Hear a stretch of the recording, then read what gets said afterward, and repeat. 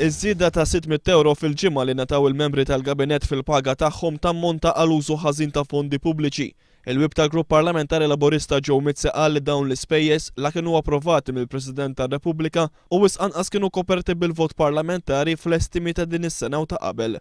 Il-paga doppja lill membri tal-Gabinett u kasser jissimu għal Joe Mizzi li qatt ma seħħ fl-istorja tal-Parlament Malti.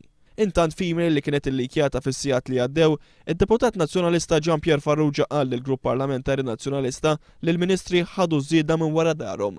Fl-email it-tabib Gianpier Farrugia akkuża lil Gonzi PN b'imġiba tal-mistħija u bit-tmexxija dgħajfa.